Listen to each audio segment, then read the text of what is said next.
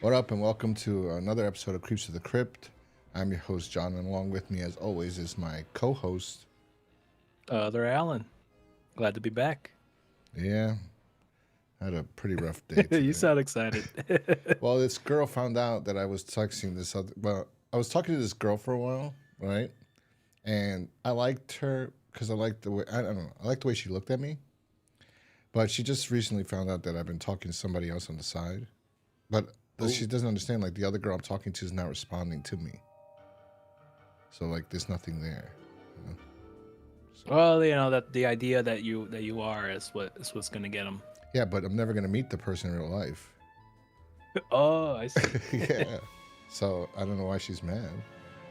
It's just like I'm just in love with this Yeah, with in a this way, woman. yeah. Some girls are very sensitive to that, but especially if they're someone that you may not ever meet in person. Let's say example, celebrity, actress, things like that. I Singer, think some of them are a little bit some are a musician, little bit more accepting regarding celebrity crushes. Hey, girls got Hollywood crushes, so blonde bombshell. I mean, as much as they don't want to admit it, or sexiest woman they will alive. admit it, but it's double standard. I'm pretty sure she probably was ranked sexiest woman alive at one point in her career. I think that's today, but I mean, it's never gonna happen. I'm never gonna actually meet Britney Spears and have this relationship that I really want to have with her. It's just not gonna happen. I would love for it to happen. I'm obsessed with her. I can't stop thinking about her. And so this other girl that I speak to, big deal. I mean, just deal with it, okay? Like honestly, it's such all these messages like, oh, "You're disgusting." All the messages you're leaving on Britney Spears' pictures. What's wrong with you? How can you really post these things? And I said it's very simple. She's not seeing it, and you weren't supposed to see it either. That's how easy it is. But nonetheless, It's true. now I gotta, Irregardless. yeah. Irregardless. I heard the word irregardless isn't even a word. Like it's not a. Let me see this. I don't want to ask it Yeah, because I'm not sure. It always struck me as a odd wording, but I mean, just quoting Sopranos for people that don't know. I can't even do it. I remember I posted. Ari Spears did this impression Oh of yeah. Tony Soprano, and everyone's like, "Oh my god, it's amazing!" And I'm like, "This is terrible."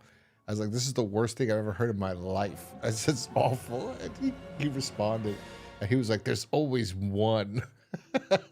There's always one. I forgot who It's post not that that. was It's not on. that bad. So honestly, I don't know what's wrong with me. I know I've talked on this podcast before about my love and affection for Britney Spears, but Yeah, I mentioned it a couple times. I love her. I love her. Anyway, how have you been? Been good. Yeah, just keeping busy with work and just stuff. Being a stepdad, moved the kid, the 6-year-old, to a new school. It's like a charter, Oh, so it's nice. just kind of getting adjusted. Is this a smaller one? Oh yeah, the 6-year-old. Yeah, Yeah. Well, that's it's nice. smaller. But A lot of parents in the city, they tried. I live in New York. A lot of the parents try to get their kids into charter schools or yeah, Catholic schools, or private schools, I guess I should say. So, but yeah, it just seems like from everything I hear on the news or just people that have kids, public school's not that great mm-mm. these days, and it was decent when I was in school, but it seemed it got worse when I graduated back in '09 high school graduation here. Baby. Anyway, I was working by then, living on my own, What about supporting. you, man? How you doing? Um, so today has not been bad. I slept extremely. I slept like if I was a teenager. I slept way. Well, I went to sleep late last night because the night before I took Tylenol PM because I had an appointment. All right, so I wanted to get sleep, and I don't really think I got sleep that day because I was tired. Then things happened. A lot of bullshit happened, and then I didn't go to sleep last night. I decided to edit a video that I was working on, and I didn't even see the time. It went by so quick, and I ended up going to sleep at like 5 a.m. And then I didn't wake up till 1 in the afternoon.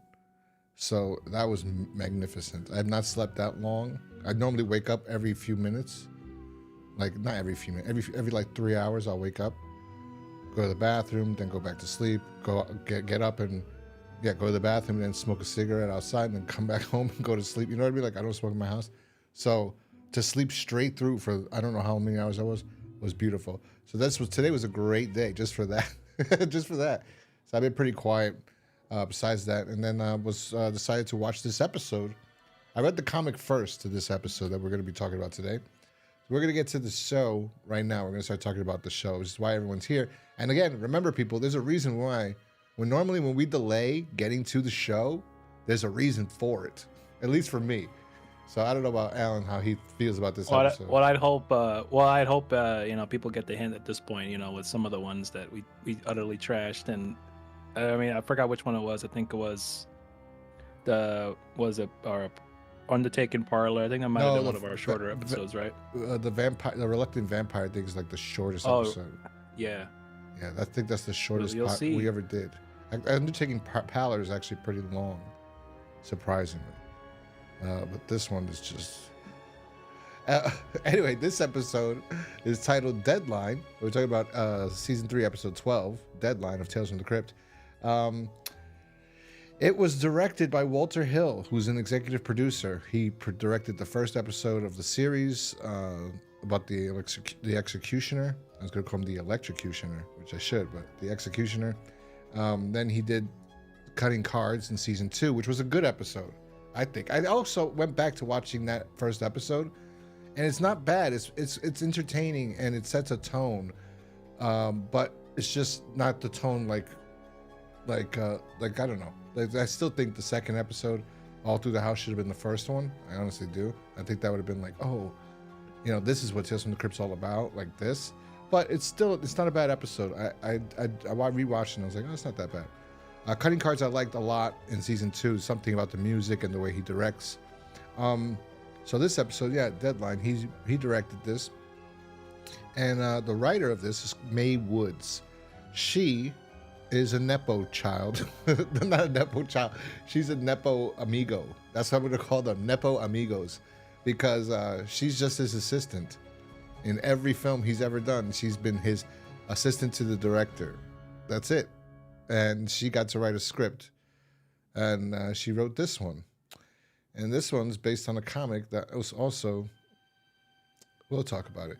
So why don't you let us know what this episode curtails? Well, just give us a synopsis, I guess is better. Yeah, so we have Richard Jordan, the actor plays the main character, Charles McKenzie. He's kind of like a out-of-work reporter, a drunk out-of-work reporter, and he's just at this point kind of hit rock bottom right now, and he's just kind of would do anything to, you know, get a good story so he can kind of, you know, get the funds rolling back in again and be able to not have to leech off, you know, later on, you know, leech off of family to, you know, survive really.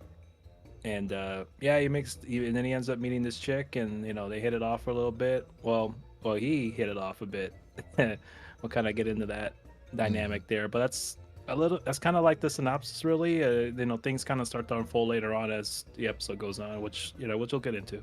Yeah. So I don't want to spoil it too much. So Richard Jordan, who plays Charles McKenzie, the alcoholic / reporter, I've known him from The Secret of My Success. Oh no. What is it? It's the jerk.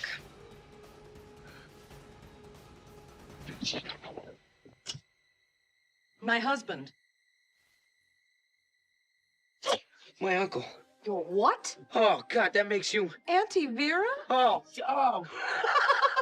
He played Michael J. Fox's uncle, but uncle through marriage, because it would have been awkward.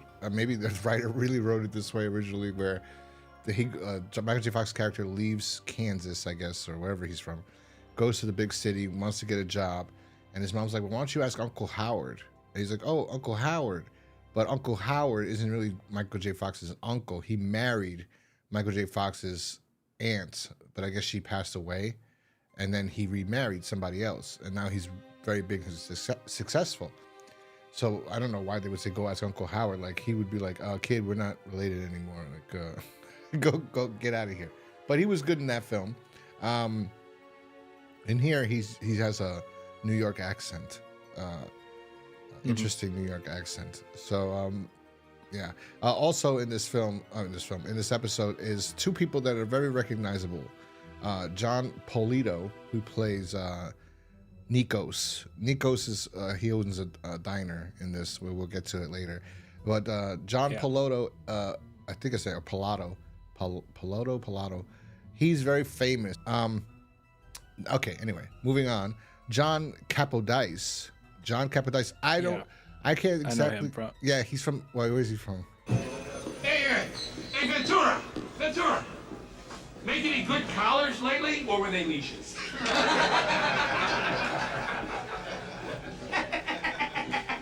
He's in a bunch of things. He's always working, and he's still working. I can't believe he's got to be in his late 80s. But yeah. So he's fantastic. He's amazing. He plays the bartender here, and that's pretty much where the episode opens. The episode opens up with our main character, Charles, talking to us, breaking the fourth wall, pretty much. Well, I thought he was being interviewed or something, and he was there when we're interrogated. You know, oddly enough, because you mentioned, Walter Hill directed it. It's funny because like there's similarities to, I guess, how they introduced the character in the beginning of the episode, much like the first one he did with the prisoner. Yes. And there's a lot of internal monologues, or just him talking to the audience in a dark room, and then there's like there's an unveil later on, of where he is. So, yeah, very similar in that aspect. They kind of went that same route with how they wanted to present it, which is interesting. But I don't know if it really made it any better. Improving on this comic, because that aspect is not really in that comic. No. So. No. It's just something they added on there. The comic's straightforward, pretty much, and I mean, honestly, I will have to give this woman Mae Woods some credit, because it is the first thing she's ever written, and I know she got chosen because she always wanted to write a script, and Walter Hill's like, look, gave her a freebie, but the comic that it's based off is nothing like this. Actually, the whole issue that the comic is in is really, there's nothing in this issue. There's only one I didn't read, which was the Fall Guy, I think, or the Fall Guy. That's what it's called, not the Fall Guy, Fall Guy in that comic. So, but I read every single other one that was there, the three other ones in that comic, and it was like there was better ones. They could have picked a different one to. I would have said they could have done not the drug one, because that was ridiculous. But we'll talk about that later. But yeah. So he's talking to the camera, like you said, like the first episode, and then all of a sudden we go into the episode where he's at a bar, he's drunk, he's sleeping, and then the bartender, which is the guy I just told you, John Capodice, he says, like, listen, buddy, like, I'm your friend. He's like, give me another drink. He's like, no, like, just go home. Like, please, you don't have any money. Like, you lost everything. You used to be a big deal, and you're just drinking yourself to like death. Like, just get out. Like, I'm being a friend. He goes, I don't need a friend, basically. I need a drink. Pretty much. And then man. he's like, so then I think that's when all of a sudden this beautiful vixen walks in. And the actress Vicky, the character Vicky, I know her from, I guess anyone that watched CSI, the original CSI, she was in that one. Marg Helgenberger, and when I was younger, I was too young to be watching this movie, but I remember when Species came out, and I watched reruns of that back in the day. She was in that too. I think she was like a doctor or something. But I'm mostly known for like CSI. She was in original first season. She was in Mr. Brooks. She played Kevin Costner's wife. She was Mrs. Brooks. And she just, I don't know. I've never seen her, honestly. I mean, I never watched CSI. I know it was a popular show. She's cute. She's actually prettier later on in life, I think. I don't find her very attractive in this episode, to be honest. But I didn't really give her much to work with, because like this is one of the ones where like, so Vicky and Charlie, end up, hooking up after they meet each other at the bar. She doesn't want anything to do with him. She walks in. Wait. She walks in, and I got to get something ready for later. So she walks in, and he sees her. She was like, he's like, oh, so he goes up to her. He's like, what's a beautiful lady like you doing here? Which is true because this is like a seedy bar. It's not like it's like the bar in Terminator 2 when Arnold walks in, and you see the like a biker bar type deal. At least that's what it appears like. Is the one that I would assume he would lose his watch, that Charles would lose his watch if he fell asleep on the bar, like his watch would be gone. It's a pretty seedy bar.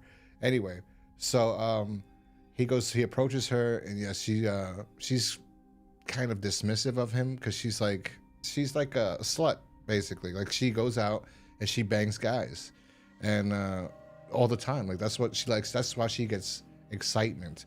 So Charles is trying to really put it on to her. Like, come on, baby. Like, or mack it, or what's the kids call it? Riz. Yeah, he's trying to riz her up. Or I sound so old saying that. He like to riz her up, pal. He's trying to show that he's got riz. But that's kind of the revelation we find out about her later on. But yeah, him and her, go back to, I think it was her place or his place, and they just banged. But he was kind of like wanting to see her again, but she was just telling him, this is kind of like she was just looking for like a fling, or I don't know what the right term would be. I guess friends with benefits maybe, or no, I don't know. She just wanted really to hook up, that one night stand. Yeah, that was it. She doesn't tell him, I don't think. In the comic is different. In the comic is different. The comic is different. She says something different, but like he goes home with her after trying to say she's beautiful and all the bullshit, but she goes home with him just because she wants to bang somebody. And she just wants a one night stand type deal. That's what she likes. That's her excitement in life. The next day, he's brushing his teeth and he's like, she fucked the alcohol out of him completely because he's a new man. He's like, I'm sober now. I don't need alcohol. I got you. I got my woman. I got Vicky. And she's like, listen, buddy, let's get a few things straight. I'm not looking for something permanent. I've had a lot of boyfriends. Real solid relationships don't work for me. I don't like getting tied down. I like meeting guys, seeing somebody new. It's exciting to me. An adventure. He's in love, basically. The sex was so great.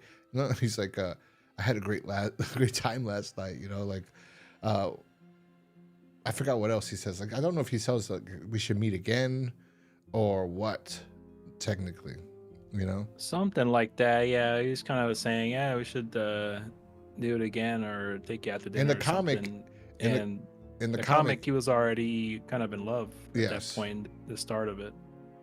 Yeah, well, the comic, I think they were both supposed to meet each other. Like she fell in love with him too. It wasn't like this, the way they wrote it in here, So let me go to the comic. Yeah, for a second. they tweaked it a bit. They added a little bit extra with pretty much the first 5-10 minutes stuff that's not really in the comic, at least shown to us, but it's there to pad out the timing, pretty much gonna give us the same kind of idea of what the comic was going for. Yeah, in the comic, she's there in love right here. In the comic, it starts out with him already in the newsroom talking to his editor, his chief editor. Kind of get a job from from the editor. And he's like, oh, because he's gotta support this dame. I gotta buy you that's some right. It gifts. says dame and shit. So yeah, and the editor is the one that says, he says, what's the pitch, Larry? Why the sudden change? Meet a dame? And he's like, actually, you're right. I did. And she's gorgeous and we love each other. You see right here, he says, how'd you know, Phil? And then Phil goes, what else? Right? Like, what else would make you stop drinking? And he's like, you think of Annie coming into that bar last week. See, it was been a week. Slipping up onto the stool beside you. Hi. Oh, that's his mind talking to him, reminding him. That's interesting. Internal monologue. Yeah. Oh. Hi, you look lonesome. Mind if I join you? Huh? Me? You talking to me? You're a nice guy, Larry. I like you. Come on, let's get out of this joint. I've got a car outside. Sure, baby.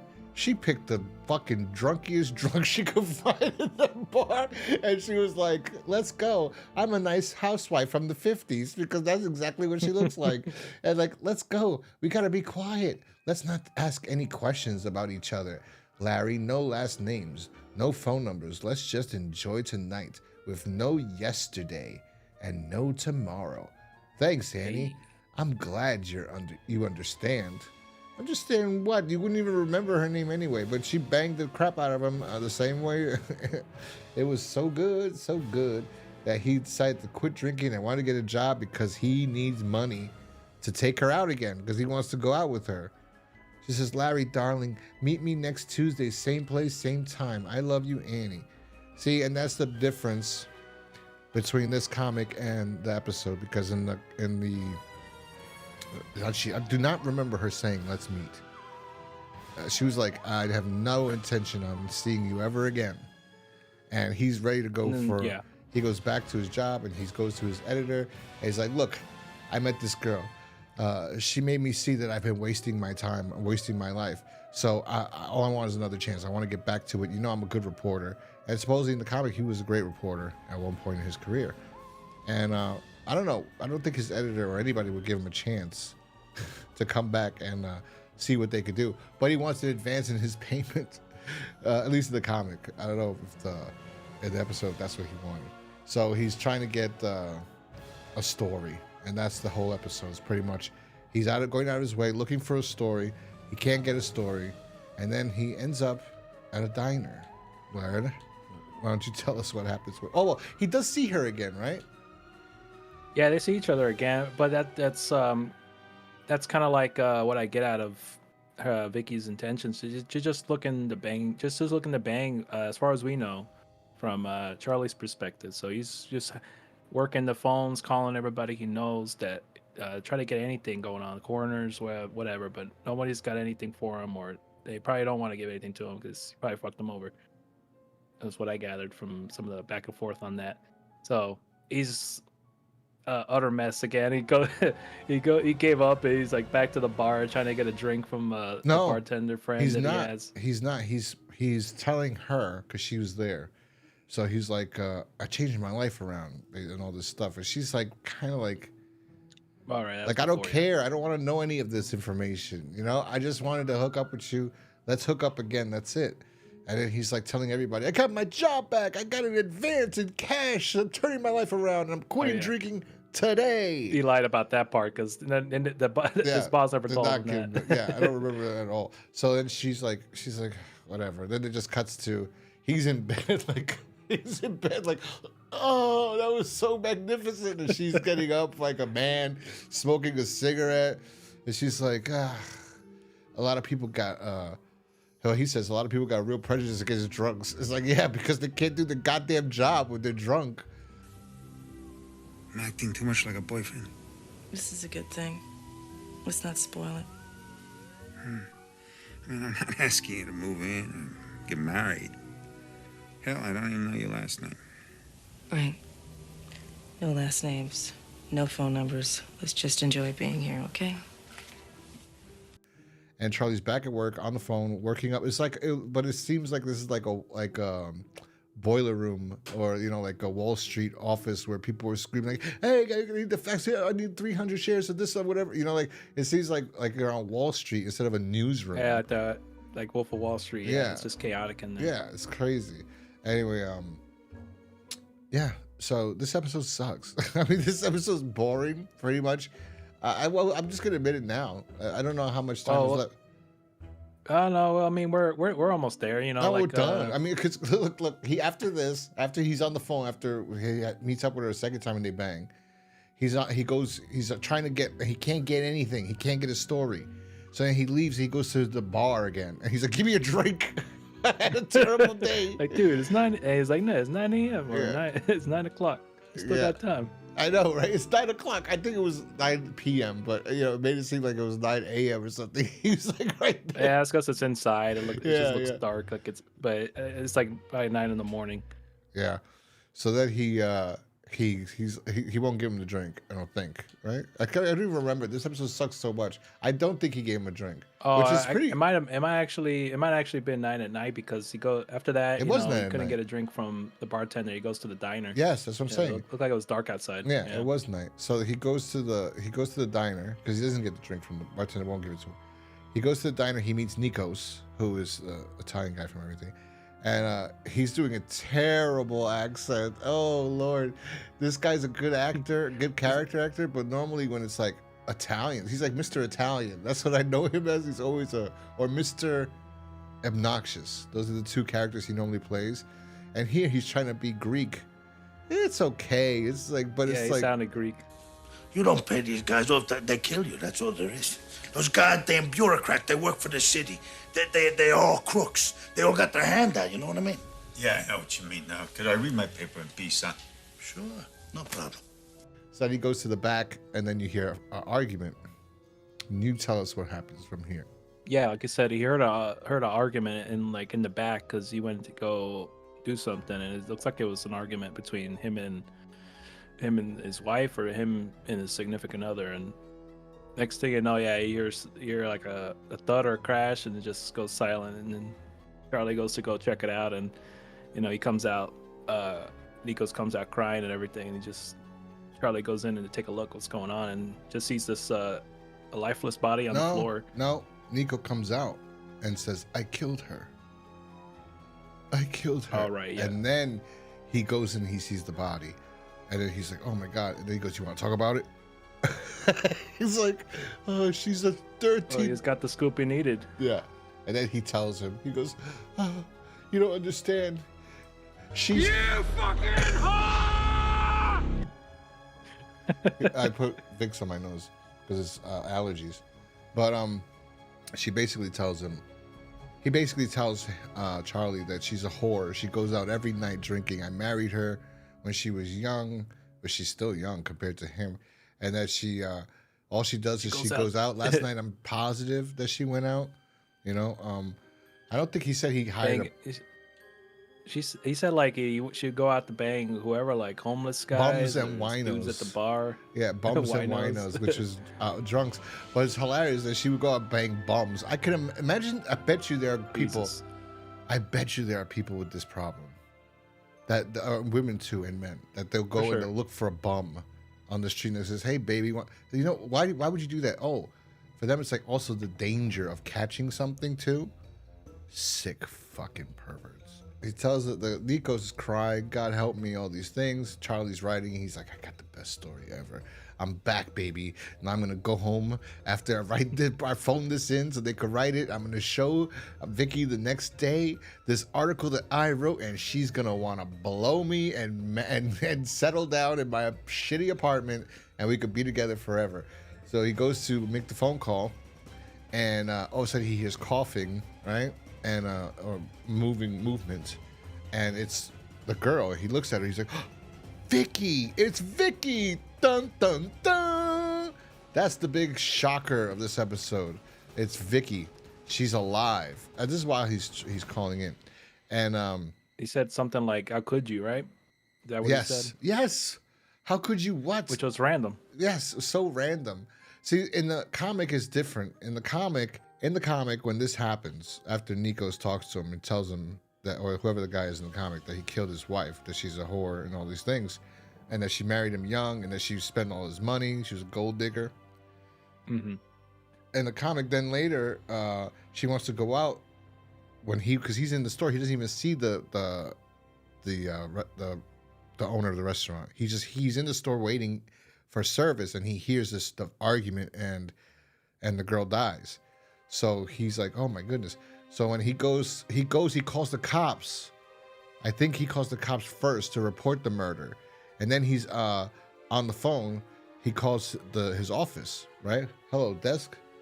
Oh no, he calls his office first. "Hello, desk." This is Phil Mason. Okay, so he calls his office first to report the death to his job, not to the police. And then she makes the noise. In this, he kind of does that, but not necessarily, because in this, he's on the phone before he even tells them. He tells them, "I got a story." I guess you could pass it off that way. He's like, "I got a story. It's Phil. You ready to write whatever?" And then she's like, and then he's like, "How can you do this to me?" And then he kills her. Do what? What did she do? She was married, and she didn't tell you she was married. She told you she didn't want nothing serious with you to begin with. So I don't understand. That's what I took away from it. But yeah, there wasn't much of a reason for him to act that way, other than like just basing it off of what inspiration was for the comic. Is he No, was in love with her. or because he just see that's why if the writer would have did it a little bit different, he already like they did in the comic kind of, he already reports that she's dead and to his office. That's his story, and now he needs the story because she's fucking alive, so he has to kill her so his story works out. Yeah, and the comic did it a little bit better because yes, in that one, like you didn't know who it was. You saw the back of the back of their head, and it wasn't until she died is when he saw her face. It was like, oh, it's Annie. My God, it's Annie. It's Annie. Yeah, and this one, Annie stares up at you with the blinding, bulging eyes. Yeah, and this one is kind of like, why did they write it this way? Unless honestly, the only thing is the writer doesn't know how to. But Walter Hill writes movies, wrote a lot of movies of his movies he wrote with other writers, so he could have told her. I mean, I don't know. Maybe he wanted this to be all. I mean, this does say Walter Hill and her wrote this, so I don't get it. Well, I don't get it. I'm not sure. Yeah, it doesn't. It just ends on that note. The realization that he killed her and then he drinks Annie again, and him finding out. Oh, he he finishes the story because in the episode he doesn't finish telling. He's like, I got a story or whatever, and then she starts moving and he's like, oh, and then he kills her and he's like, how could you do this to me? Do what? Live? Like, do what? Have a husband? And we got to see who it was, and he wasn't shocked. He didn't kill her not knowing who it was after. Yeah, so that's exactly. The difference on that one. Stupid. So then he kills her. Then it ends the same way as the one that he directed. Is just him as Charlie talking to the camera, the audience about everything that went down, I guess. And he's like, you see the camera pan out. He's in a straitjacket. Yeah. Which I don't know. It doesn't make sense either. Why would he be in a straitjacket? I don't know. He's crazy for killing her. I don't know. I think he has more victims. He says something like there's more people after this. Like he was killing people and making stories up because he couldn't do it any other way. That's what I'm assuming happened. That would have been cool. Obviously, this guy, Walter Hill, likes these type of characters that are bad guys, but the first one's different because he was killing bad people. This reporter's just killing people and writing stories about it to try to be back in the newspaper because he has no connections anymore to do it regularly. I believe it ended with him saying, like, he kind of insinuated that this was the first time. This isn't the. Yeah, that's what he says. He goes, I'm going to write a book about my double life as crime reporter and criminal. So this is not the only one that he's done. This is the first one he did. But it would have been better if they would have said something like that. That's why this episode sucks. This episode's shit. I'm so sorry. This is they made the comic a lot more sympathetic than it needed to be. Like we just kind of left with more questions without any clear conclusions, really, besides just what he said. Yeah, this is the war. I think honestly, I know this a lot. This season has a lot of bombs, like a lot of bombs. I'm gonna have to review all the bombs this season. I can't imagine going forward what the later seasons have. I feel terrible because there's so many issues. I bookmarked so many comic books. I was looking for the issues that were in the movie, the 1971 movie, because I wanted to read those issues and see how they adapted it, how much different they were. And All Through the House is pretty identical to the episode and I guess the comic. So I was trying to find each, which is hard to find, for me at least, each strip. So I bookmarked a bunch of different, and there was so many. There's so many comics. There's so many stories. There's so many everything, and it's just like, how do they pick this one? This comic is actually the worst one. Hold on. To be honest, I think I didn't mind the comic that much. I think if they stuck to it in the way how it concluded, but they changed it to make it seem like he was living a double life, murdering people for stories. So I don't know. I didn't mind the comic that much, but the episode and what they decided to change with it, but also keep mostly the elements there. I don't know. It didn't really do anything for me. No, but I mean, that's what I'm trying to say though. If you look at all the comics they have, this is not a good one to adapt.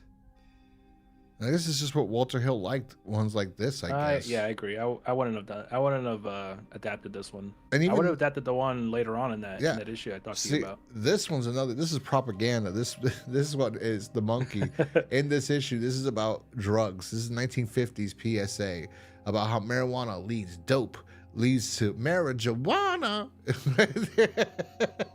Marijuana leads to harder drugs, and so he started. What does he do? Does he do? I forgot what else he does. And he ends up basically in this story. He gets addicted. He loses his job. No girls want him. He talks back to his boss. Then he wants an advance from his boss. And his boss says no. This is like your third advance this week. And he's like, no, man. Don't ask questions. Just give me what it's worth to you. Oh, that's when he stole something from a woman at a store. Okay, that's different. But then earlier he quits his job. One of his jobs. Which job did he quit? What's the job he quit? Is it later? Yeah, I'm not sure. I didn't read that one. Oh, really? Yeah, I skipped that one and I was reading the other one. He I was quits just a kinda job. perusing Well, it. right here. He quits his job. I need it, Mr. Clemens. Please. He goes, you look funny, Eddie. Your eyes. Get off my back, Mr. Clemens. Is it Clemens? Mr. Clemens. Are you going to give me the dough or ain't you? You finished the week. You get paid. No more advances. And he goes, why, you dirty little fuck? And then it cuts. I guess he got fired. Then in the store, he stole that woman's watch. And then he takes it to a pawn shop. And he goes, where'd you get this? He goes, don't ask questions. Just give me what it's worth. Make it snappy. And he goes back to this guy. This guy goes, come on, man, I need a fix. And he's like, yeah, $20. He goes, what? Why? You know, whatever. And now he's addicted like crazy. So this kid's robbing people and shit. And then he goes home. His dad found his stuff. And he's pissed off. He attacks his dad, hits him over the head for the stuff. He goes home. He calls the guy. He goes, I need the shit, man. I need the drugs. And then the cops show up. It's like, he goes, you killed your father. Dun, dun, dun. And then we got the good one, which is the one you told me to read. The Kidnapper. I like this one. This was yeah, pretty I like good. this one. This reminds me of a Twilight Zone episode. So this one, they could make it into like not only a Twilight Zone type episode, but like, what's that movie with Hugh Jackman and Jake Gyllenhaal? The one Prisoners. Right? Prisoners, like that. But that was a good movie. I saw that Yeah, it was a real great late. movie. Real late. I have a problem. When people hype something, I don't want to buy into their hype, so I don't go see it. And then later, like, I'll see it and I go, oh my God, I missed this because it was so good. But anyway, basically somebody kidnaps their kid from their front lawn, and then the wife goes mentally insane as the years go on. I think it's only been a year though. Oh, quick thing, go back up on that issue. One of the weird things about it, check that panel right there when they're outside. Wasn't it weird to you? I think they just left their kid outside to get lunch. But then again, in the house. It's the That was weird. 50s though. They probably weren't. I mean, in the city still, you know. But they're probably like, oh, we live in a good white neighborhood. Yeah, I guess that's wishful thinking that. But you know what? Happen. You know what's funny, and you know why this would have been good too. This one, because in this time period, or at least in the 80s too, there was so many stories about kids being abducted, and they made movies about them. There was one kid, which it was funny because I never thought that he was being abused, because the movie didn't make it seem like he was being abused. I forgot who was in the movie. It's that guy from Everyone Hates.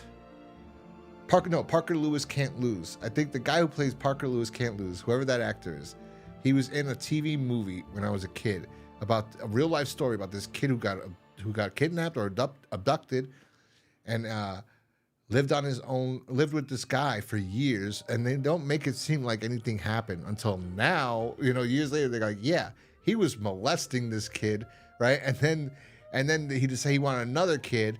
And then the Parker Lewis, or whoever he was playing, had to pick the kid, like lure the other kid, to him. And I guess he was like, oh, I forgot the story. I think he, with the kid, somehow escaped because he didn't want the guy to touch the kid. But he did pick the kid. The guy didn't get to touch him yet, though. He like changed his hair. He did all this stuff. He said he's his new dad and all these things. And the kid was like, oh, we got to get him. I got to get him out of here. and escaped somehow. And it was a big media sensation. They found him. They found this kid from like 14 years, was missing for 14 years. And so it was a 2-part movie. So they showed one part, it was 2 hours, and then the second part was when he was older, when he goes back home and he doesn't know his family anymore. And it was very interesting. But I never thought as a kid that they made it seem like he was being sexually abused by the guy who kidnapped him. Until you're an adult and you're like, no wonder. Why else would they kidnap? You know, and there was stories about, and like unsolved mysteries too, about women going into hospitals and stealing babies from the maternity ward or the, you know, where they have the kids, just the newborns, and women would go steal them. There was one big story on Unsolved Mysteries about that. So yes, I don't know if it's as huge as a problem as it was back then, although there are 325 children that were missing from, you know, that they crossed the border from Mexico to the United States and are missing. So I'm pretty sure it is still a big problem. Kidnapping kids or trafficking them, yeah. But it's just not on the news though, right? One to one. Yeah, this doesn't, unless it's a big thing that doesn't really get talked about that much. But I mean, I'm pretty sure it does happen as much as it, or maybe more. Watch the Sound of Freedom, you know. Oh no, watch that. That's a good movie. They don't show anything graphic, but yeah, I mean, it's just the idea, the insinuation of, you know, that's just the reality of things, you know. It's, if it can happen, it has happened. Look at this. So she becomes crazy. She finds a doll in the garbage and she thinks that's her baby. You see, my baby, and it's a doll. Look, she was so sick. Not eating. She was losing weight. And then like you have to give her another child. And she goes, she can't have any more children. And he goes, oh, you're gonna have to do something. And then they go to adopt. He goes to adopt a child. They go, sorry, your wife's too fucking crazy, so we can't give you a kid. And he's like, but she's crazy because somebody took our kid. And it's like, oh, he can't win. So then he decides to go kidnap a kid. You think.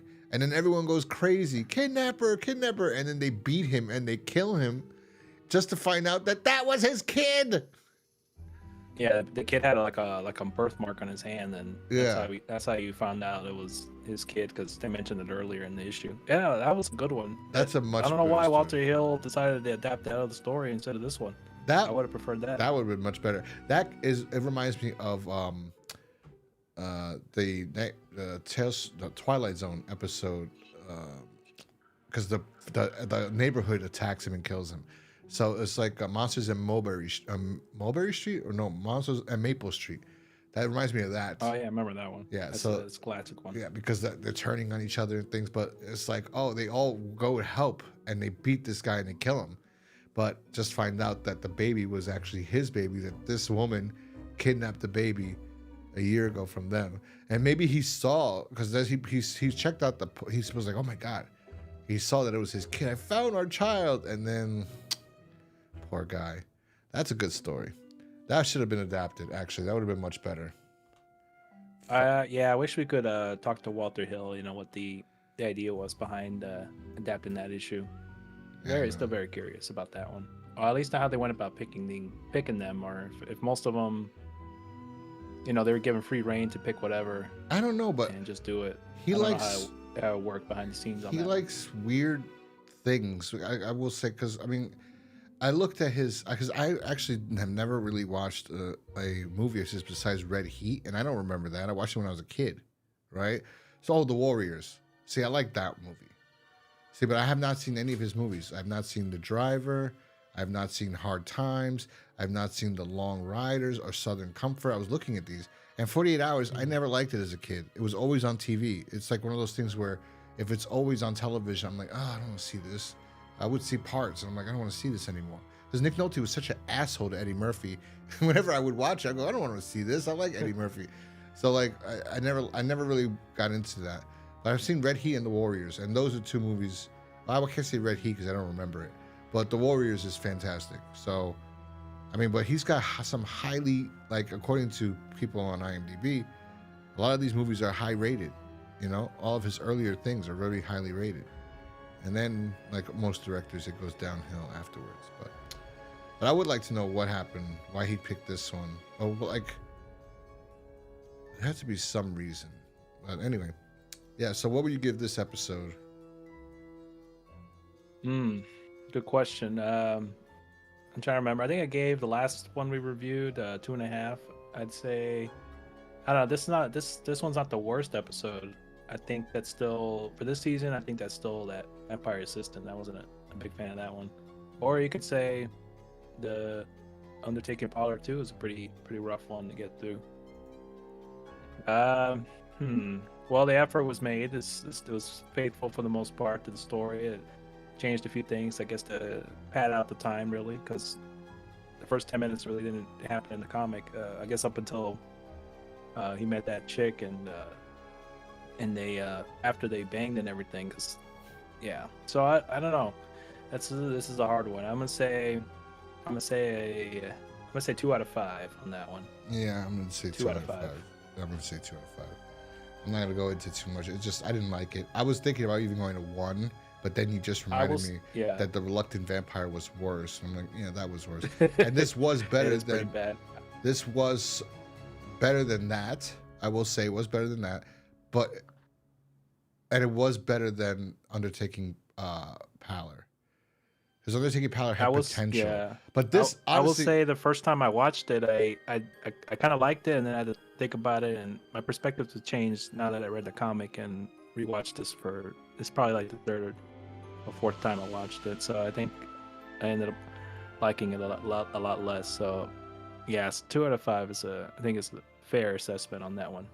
I will say, yeah, this is better than those two. So, and also I will say, I just want to say, I hate the music in this. I don't know what happened. The music is shit. It takes me, it's just so annoying. Whoever composed, I'm like, I get irritated. It was like, I wanted to skip it, the episode. That's how grating the music was in this episode. So that should have brought it down a notch. But I would still say, still with that, even with those two things, it's still better than those other 2 episodes. Surprisingly enough, though, this is still lower rated than those 2 other episodes. This is lower rated than those 2 other ones, and it's better than those 2 other ones. For some reason, they really love Malcolm McDowell as that vampire. I can't get it. I'm sorry. I don't mean to crap on it, but I just don't see it. I just think because he's a known actor, and I think that's kind of altered their view of that episode. But yeah, I know he's been in better stuff than that, so that's why I was kind of. I mean, we were fair on it. It just wasn't that great. What they were trying to do with that vampire episode wasn't that great. Yeah. Well, anyway, that's this episode for this week. Yeah, that's all we got for you. If you like this shirt, if you're watching on camera, this is. I need to get that one. Yeah, that's a good one. Yeah, this is called Naughty or Nice. It's on GhostCrusadersMerch.com. You'll know what it's from. And yeah, you could check out this shirt and other ones. Also, you could follow us on X at Creeps of Crypt. You can follow Alan at Splinter47 on X too. You can also watch all of these podcast episodes on YouTube, Rumble, BitChute, or anywhere really. If you just search Creeps of the Crypt or Ghost Crusaders TV, and you'll find it there. So yeah, we will see you guys next week when we do the episode 13. Right? Episode 13 of Tales from the Crypt, which is interesting. We'll see. Is that a Baldwin? No, there's a guy that looks like a Baldwin. Yeah, isn't that dude. He looks like a Baldwin. On Criminal Minds, right? Anthony LaPaglia or something. I think his name is. He looks like. So the next one is Spoiled. That's the name of the episode. Yeah. Oh, he looks like a Baldwin. He does look like a Baldwin. Yeah. Probably gets passed up there. Anyway, yeah, that's it, everybody. We will talk to you guys next time. Peace.